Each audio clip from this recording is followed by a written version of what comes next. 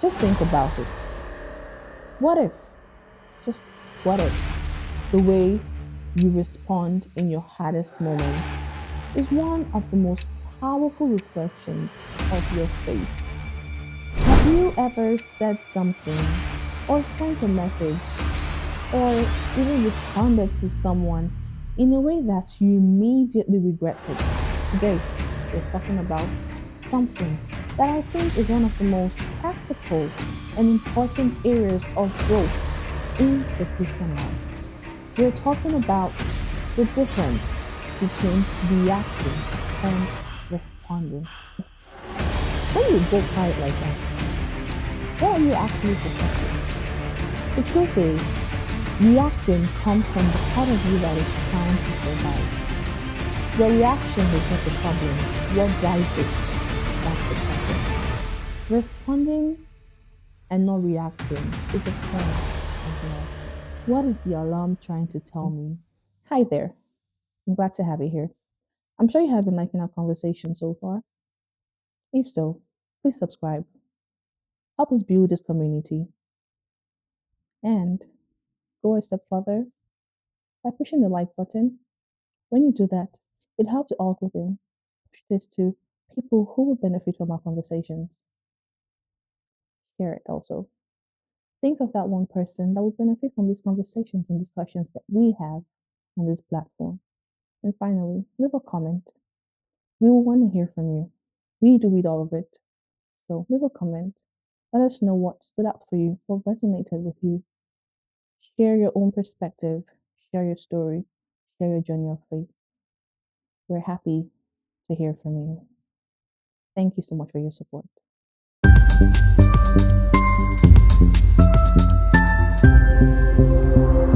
Everyone should be quick to listen, slow to speak, and slow to become angry.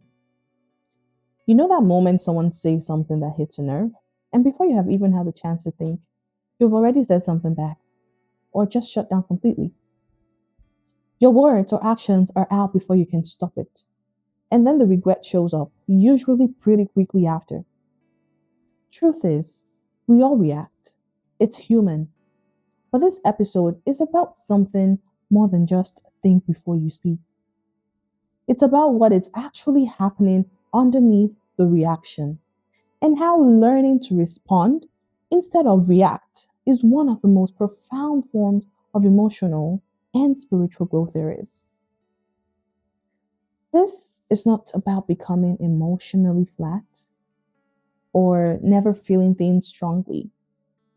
It is about creating enough space between the trigger and your response that love gets to show up instead of just your survival instincts. Just think about it.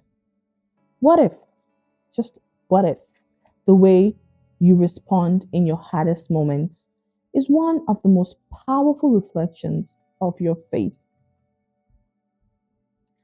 Hey, loved ones, welcome back to Through Eyes of Love. I'm really glad you're here today with me.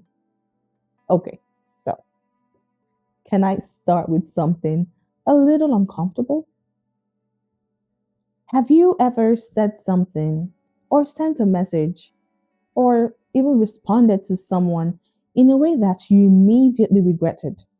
Like before the words were even fully out of your mouth, some part of you was already thinking, oh no, has that ever happened to you?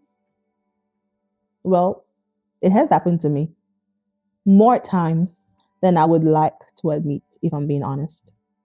Today, we're talking about something that I think is one of the most practical and important areas of growth in the Christian life. And it does not get talked about nearly enough. We just don't talk about these kind of things enough. We're talking about the difference between reacting and responding, and why that gap, that tiny space between what happens to you and what you do next, is where much of your character actually lives. This is Through Eyes of Love. And today we're asking, what does love look like In the moments when everything in you just wants to react. That's what we're going to be talking about today. I want to tell you about a version of me that I'm not particularly proud of. The version that when I felt criticized or when I feel criticized or misunderstood or misjudged or just, any uncomfortable situation I'm unable to explain or comprehend, I just used to go cold. I would shut down. I would build a wall so fast that the other person did not even know what happened. I told myself it was self control. I was not shouting. I was not saying anything hurtful. But what I did not realize for a long time was that that shutdown was still a reaction from me. It was just a quieter one. And it was doing just as much damage, maybe more, because nobody could see it coming and nobody knew how to reach me when it happened.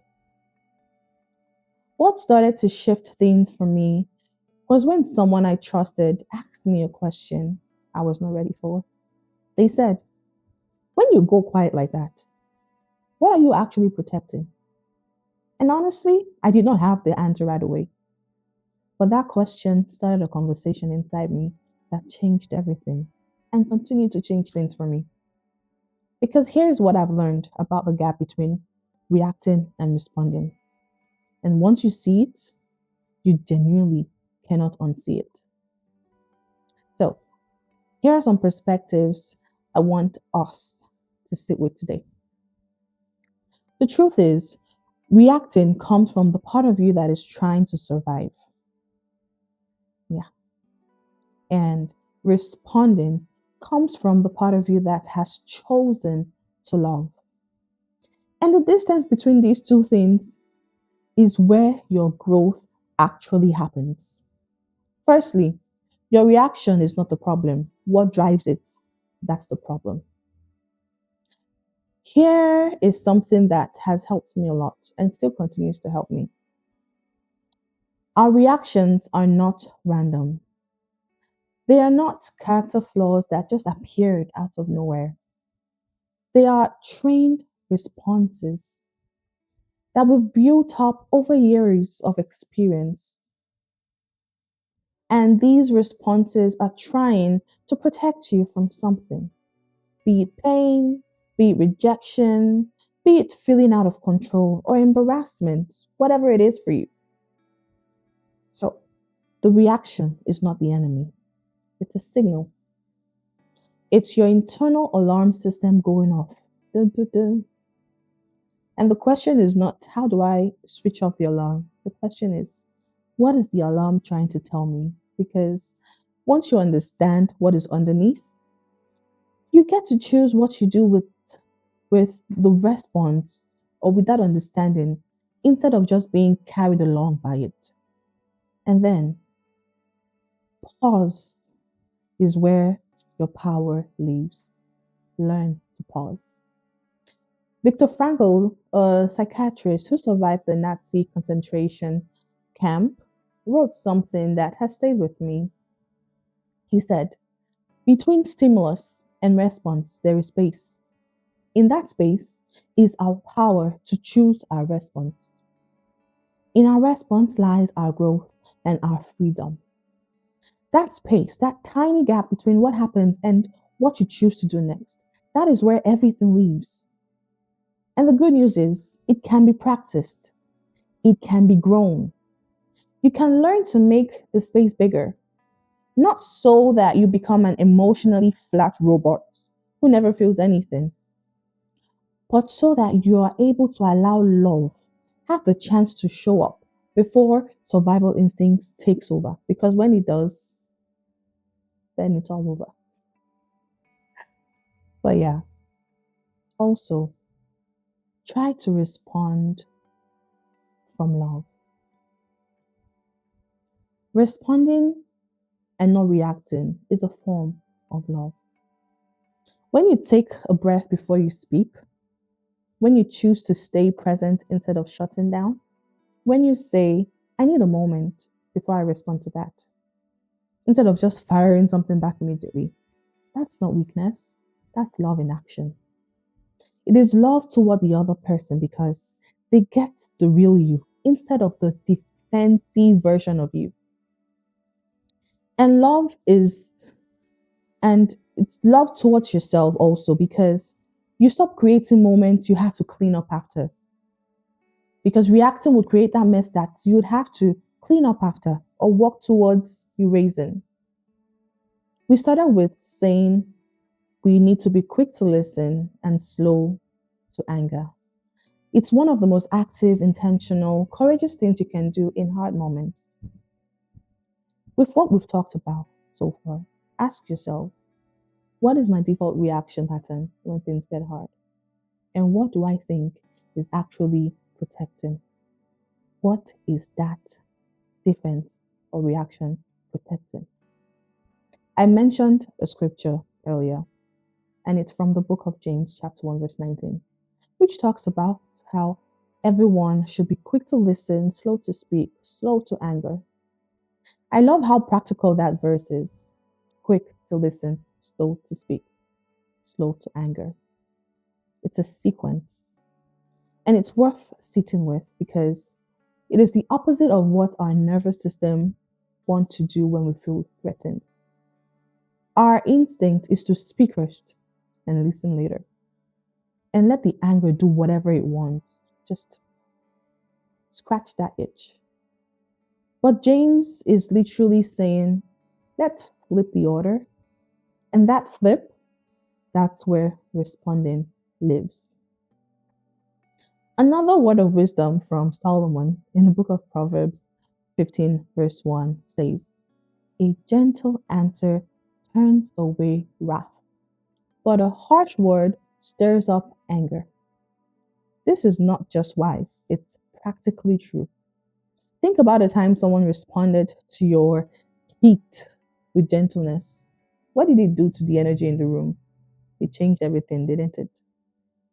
That gentle answer does not just protect the other person, it actually creates a different kind of conversation where you get to choose which kind of conversation you're going to have and not just fall into one.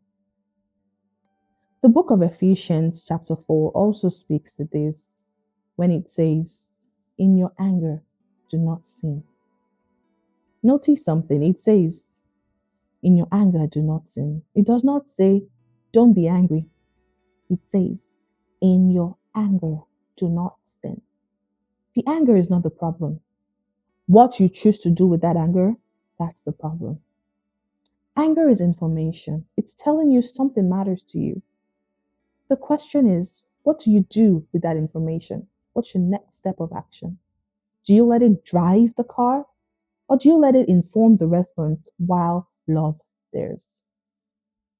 Okay, so what does this actually look like in real life?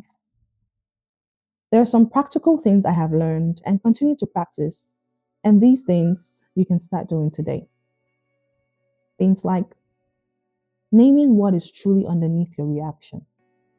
The next time you feel a strong reaction coming up, anger, whatever reaction, shut down, defensiveness, whatever yours might look like, try to pause long enough to ask, what am I really feeling? What am I actually feeling right now? Not what am I reacting to? What am I feeling? Scared?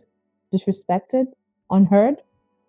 Naming it is the first step to not being ruled by it. Also, try to practice the physical pause. This might sound simple, but it's powerful. Before you respond in a heated moment, take one slow breath.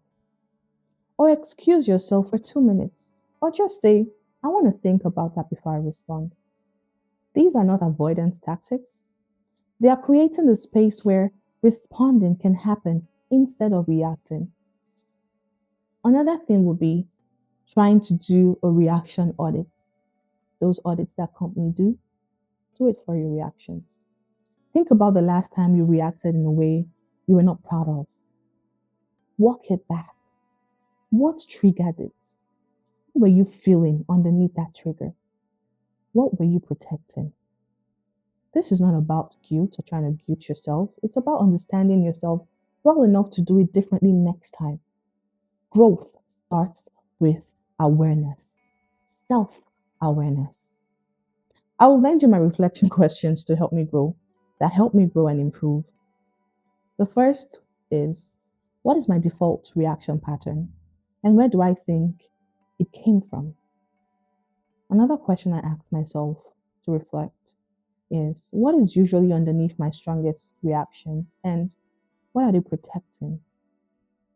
Also, I'll ask myself, what would it look like to create more space between trigger and response in the relationships that matter most to me? Here's what I want you to take away from today. You're not a bad person for reacting. You're a human person who has been doing the best they know how with the patterns you have. But those patterns can change. The gap between stimulus and response can grow. And every time you choose to respond instead of react, even imperfectly, you are choosing love for the other person and for yourself. That is worth practicing over and over and over again for the rest of your life. You're not just going to become perfect. Practice would yield better results with time.